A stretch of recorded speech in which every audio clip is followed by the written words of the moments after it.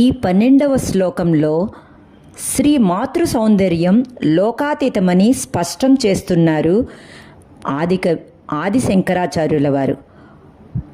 తుహినగిరి కన్యే, ఓ హిమవత్ పర్వతపుత్రి, త్వదీయం సౌందర్యం, నీ యొక్క సౌందర్యాన్ని తొలయితుం చాటి చెప్పడానికి కవీంద్రా కల్పంతే కథమపి విరించి ప్రభృతయ, బ్రహ్మాది కవిశ్రేష్ఠులు కూడా చాలకున్నారు.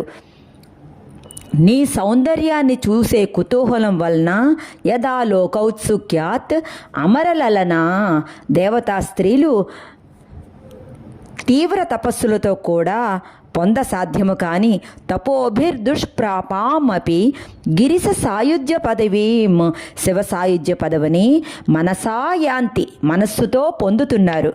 అలౌకికమైన దేవీ సౌందర్యం లోకాలలో గల వారిచే చూడలేనిది, అది లోకాతీతమైనది. అది గ్రహించాలంటే శివునకే సాధ్యము. శివజ్ఞానమే పరతత్వాన్ని తెలియచేస్తుందని, ఆ పరతత్వమే లలిత అని భావము. ఈ శ్లోకంలో స్మరించదగిన లలితానామాలు లలితా సహస్రంలో ఉన్నవి. ఇందులో పోలిక కలిగినవి మనకి తెలుస్తూనే ఉన్నవి. మనోవాచామగోచర, కామేశ జ్ఞాత సౌభాగ్య మార్దవోరు ద్వయాన్విత, నిరుపమా మహాలావణ్య సేవది విశ్వాధిక. త్వదీయం త్వదీయం సౌందర్యం సౌందర్యం తుహినగిరి తుహినగిరి కన్యే కన్యే తోలయితుం తోలయితుం కవీంద్రా కవీంద్రా కల్పంతే కల్పంతే. కథమపి కథమపి విరించి విరించి ప్రభృతయః ప్రభృతయః యదా లోకౌత్సుక్యాత్ యదా యదా లోకౌత్సుక్యాత్ లోకౌత్సుక్యాత్ అమర అమర లలనా లలనా యాంతి యాంతి మనసా మనసా తపోభిర్ తపోభిర్ దుష్ప్రాపాం దుష్ప్రాపాం తపోభిర్ దుష్ప్రాపాం అపి అపి గిరిస గిరిస సాయుధ్య సాయుజ్య పదవీం పదవీం. త్వదీయం సౌందర్యం త్వదీయం సౌందర్యం తుహినగిరి కన్యే తుహినగిరి కన్యే తోలయితుం తోలయితుం కవీంద్రా కల్పంతే కవీంద్రా కల్పంతే. కథమపి కథమపి విరించి ప్రభృతయః విరించి ప్రభృతయః యదా లోకౌత్సుక్యాత్ యదా లోకౌత్సుక్యాత్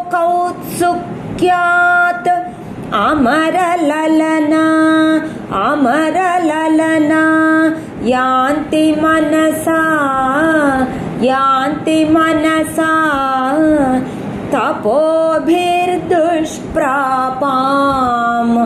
తపోభిర్దుష్ప్రాపాం అపి గిరిస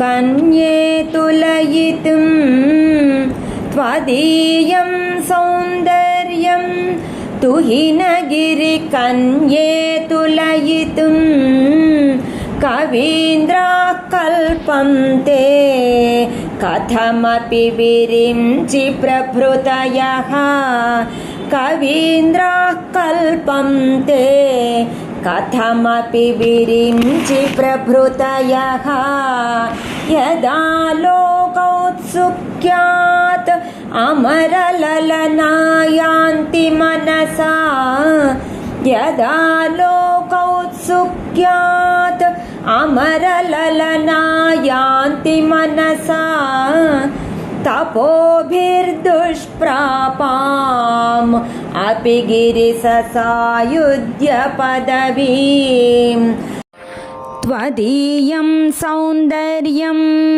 तुहिनगिरिकन्ये तुलयितुं कवीन्द्राः कल्पन्ते कथमपि विरिञ्चि प्रभृतयः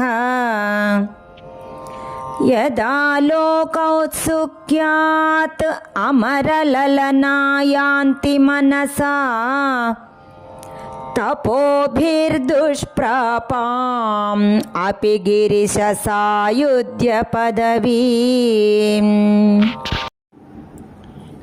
ఈ 13వ శ్లోకంలో నరం వర్షీయాంసం, అమ్మా ముదుసలి చూచుటకు ఇంపు లేనివాడు, నయన విరసం చూచుటకు ఇంపు లేనివాడు, నర్మసు జడం నర్మవచనాలు ఎరుగనివాడు అయినప్పటికీ తవాపాంగాలోకే నీ యొక్క కడగంటి చూపు పడితే చాలు అతని వెంట యువతులు కుచకలస విస్రస్త శిచయా గళద్వేణీబంధా తమ జడల ముడులు వీడగా వక్షాన కట్టు వస్త్రాలు జారిపోతుండగా హఠాతృట్యత్ కాంచ్యో విగళిత దుకూలా యువతయ మొలనూళ్ల ముడులు సడలుతుండగా మోహితులై పరుగులు పెడతారు. కానీ ఇది బాహ్యానికి స్త్రీ వశీకరణ సిద్ధిలా కనబడినా ఇందులో 2 ప్రధానమైన అర్థాలు ఇమిడి ఉన్నాయి. జ్ఞానవృద్ధుడై విరక్తుడై నిష్కపటయై ఆరాధించు సాధకునికి నీ కృపచే ప్రకృతి శక్తులు వశమవుతాయి. ప్రకృతికి తాను లొంగడు.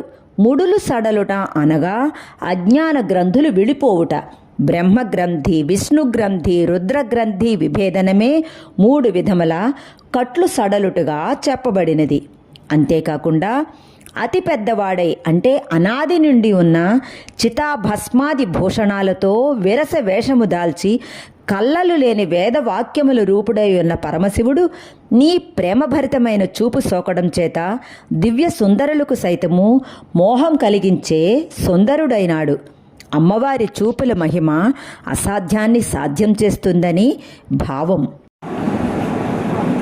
నరం నరం వర్షీయాంసం వర్షీయాంసం నయన నయన విరసం విరసం నయన విరసం నర్మసు నర్మసు జడం జడం తవాపాంగా తవాపాంగా లోకే లోకే పతితమను పతితమను ధావంతి ధావంతి శతశః శతశః గళద్వేణీ గళద్వేణీ బంధాః బంధాః కుచకలస కుచకలస విస్రస్త విస్రస్త సిచయాః సిచయాః హఠాతృట్యత్ హఠాతృట్యత్ కాంచ్యో కాంచ్యో హఠాతృట్యత్ కాంచ్యో విగళిత విగళిత దుకూలా దుకూలా యువతయః యువతయః నరం వర్షీయాంసం నరం వర్షీయాంసం నయన విరసం नयनविरसं नर्मसुजडं तवापाङ्गालोके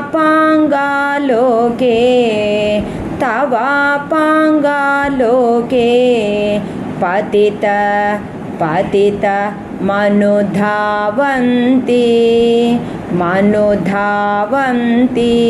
शतशः गलद्वेणीबन्धाः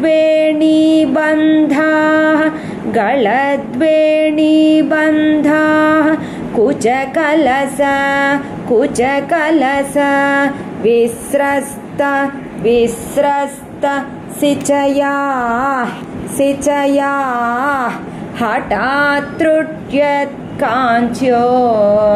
हठात्तृट्यत्काञ्च्यो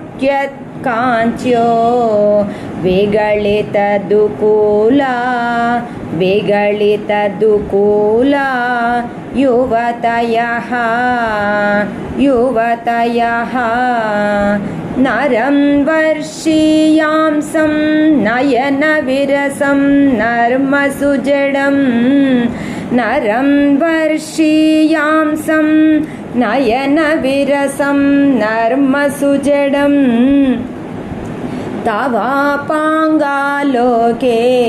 पतितमनुधावन्ति शतशः तवापाङ्गालोके पतितमनुधावन्ति शतशः गलद्वेणीबन्धाः कुचकलसविस्रस्तसिचयाः कुचकलसविस्रस्तसिचयाः हठात्तृट्यत्काञ्च्यो विगलितदुकूला युवतयः हठात्तृट्यत्काञ्च्यो विगलितदुकूला युवतयः नरं वर्षीयांसं नयनविरसं नर्मसुजडं तवापाङ्गालोके